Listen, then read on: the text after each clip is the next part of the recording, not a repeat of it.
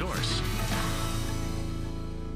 And good afternoon, everybody. Welcome in. We made it to Friday, Joe. Friday, yes. And when you see Joe Bartosik, a meteorologist, you know it's Friday. Yes, it is. It's in the house. So we're glad you're with us. Glad to make it. And we got some good stories. Got a good all-good news story. If you have some New Year's resolution, this might be a story for you. Okay. We'll have that coming up. And also, we'll take you out to Boston for a look at a new sculpture honoring civil rights leaders, Dr. Martin Luther King Jr. and his wife, Coretta Scott King. That's going to be a good story. That should be good, yes. And we dive into the ocean and find out how little we really know about what lies under the surface. Yeah, there's some amazing stats, whole other right? world. Yeah, amazing stats. Like 90%, 99% of it hasn't been, we don't know what's going on down there. Yeah. Yeah, there could be all kinds of things. Jimmy Hoffa, I don't know. Aliens. I hope not. Little water bunnies. Lots of little interesting creatures. So, yeah. Anyway, the weather's been boring, which I think is nice. It's nice. It's actually been quiet and calm, as a lot of people around here have been saying in the newsroom, which is good because we had a very active December, of course, as you know. So it's nice to kind of, steady things out a little bit. We have seen lots of clouds throughout the week. We're on that in detail, Dave, coming up in a few more minutes. All right, thank you, Joe. Here are 4 of your top headlines at 4. A California company responsible for translating FEMA documents has been fired for printing nonsensical phrases for aid application instructions for people in western Alaska. The forms were supposed to be translated into Yupik and Inupiaq, but instead they contained weird phrases like, "Your husband is a polar bear, skinny." Another segment was written in a language from Canada. FEMA corrected the documents, but it serves as an ugly reminder for Alaska natives of the suppression of their culture and their languages. An Anchorage man died in a head-on collision on the Glen Highway in Palmer. Alaska State Troopers say 26-year-old Sean Doyle hit a semi around mile 38 of the Glen. Witnesses told Trooper it appeared Doyle lost control of his Subaru and crossed into the oncoming lane. AST says impairment is not suspected. A 26-year-old Western Alaska man is charged with 6 counts of murder and arson after 2 people died in a fire in Upper Kalskag. His girlfriend is charged with assault. Levi and Alexandria Evan are accused of threatening several people with a knife, then charging documents say he set the home on fire. The 2 were indicted earlier this week by a Bethel grand jury. A Coast Guard crew medevaced a crew member from a container ship off the coast of Dutch Harbor. USCG says the ship was about 220 miles from shore. The 44-year-old was hoisted on a Jayhawk helicopter, and brought to Cold Bay awaiting a life med flight. They say the crew member had broken his legs. Well, it symbolizes a simple hug, a 22-foot bronze statue in Boston, a tribute to Dr. Martin Luther King Jr. and his wife, Coretta Scott King. That's next on CBS 5 at 4. Happy Friday. A simple embrace that says more than words can. Yeah, it sure can. A new sculpture in Boston pays tribute to Dr. Martin Luther King Jr. and his wife, Coretta Scott King. Craig Melvin spoke with the artist and members of the King family.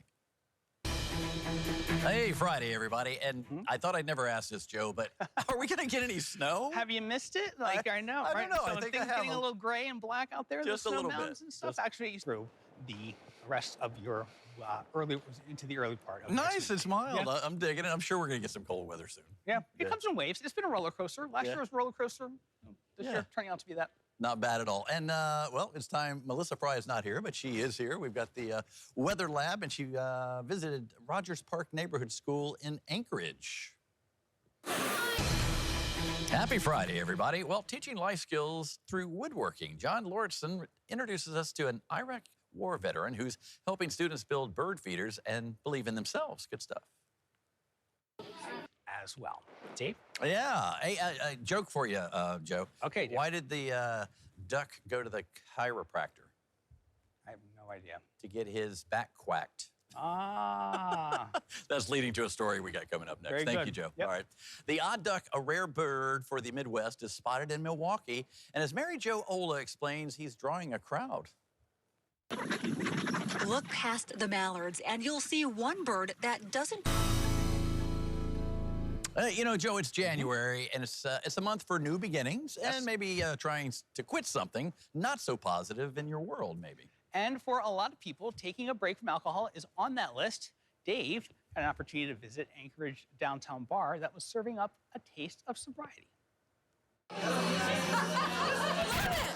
Tonight here at the historic Anchorage Hotel Bar, drinks are flowing and people are having a good time. The best, refreshing, yummy. A buzz prizes in the air. People even using their brains for trivia. It's on a faith novel film starring Sam Worthington. The drinks look so good, in fact, I got in on the shot action.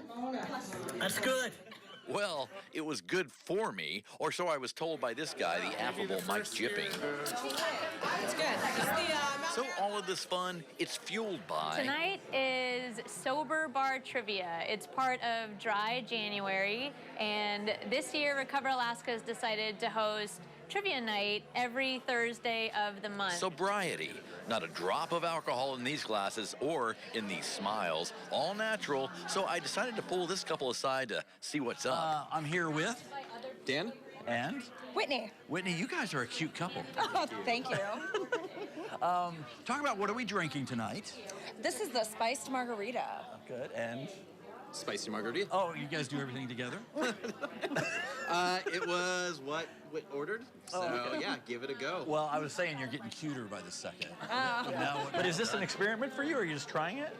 This is just something I felt that I needed to do for my body and for my mental health, and just, I don't know, I just felt like it was time to kick the booze down the street. And obviously, Whitney and Dan aren't alone. It was packed in here tonight. It feels like about half the crowd are folks who are solidly in recovery and have been waiting for something like this. And the other half are maybe folks who regularly drink throughout the year and are trying out Dry January. And so it's a really cool opportunity for both people in long-term recovery like myself, as well as other folks who just want to try it out, see what life is like without alcohol. And judging by this crowd and these sober faces, life without alcohol, it ain't so bad. So drink up.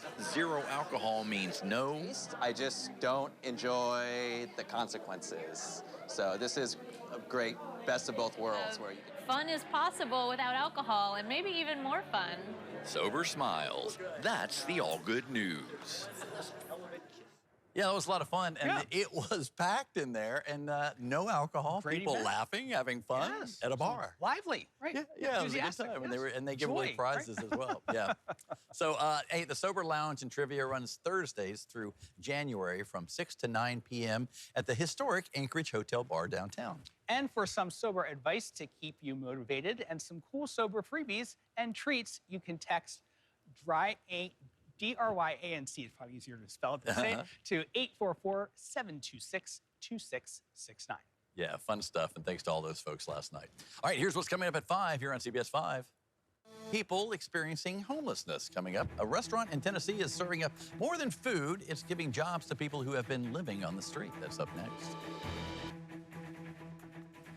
He was found at a mobile home in New Mexico. Now authorities say a Bengal tiger is doing well. Police found the 3-month-old cub in a dog crate while investigating a shooting.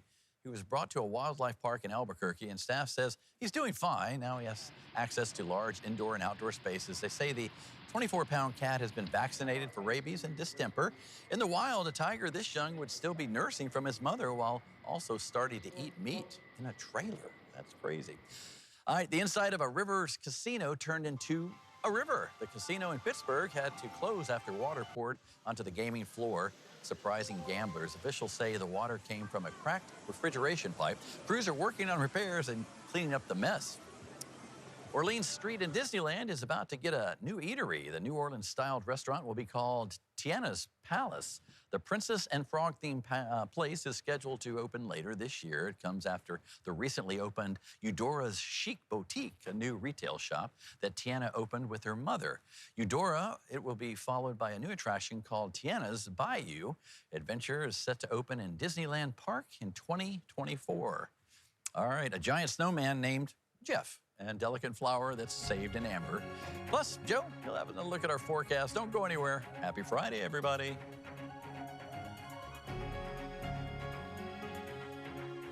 Upright long, crashing right into his father-in-law's foot. Before he has a chance to survey his hurt hoof, the metal pole pulls the old double doink right into the poor man's head. For Take a Look at This, I'm Jeremy Roth. I was waiting. Wow. I was waiting for Mo to go. Why I oughta. What are you doing there? I just want to let you know the father-in-law was okay. Everybody's okay. Yeah, yeah. Just That's the important. But that foot one hurt. I mean, the head hurt, but the foot when he just smacked it, I was yeah, like, oh. it would. So, yeah. Boring weather. All right. Boring weather. No, not boring. We're going to continue to see areas of unsettled weather across much of south central and even on into southeast. More on the way, steadier rain at the lower elevations, still in the higher elevations.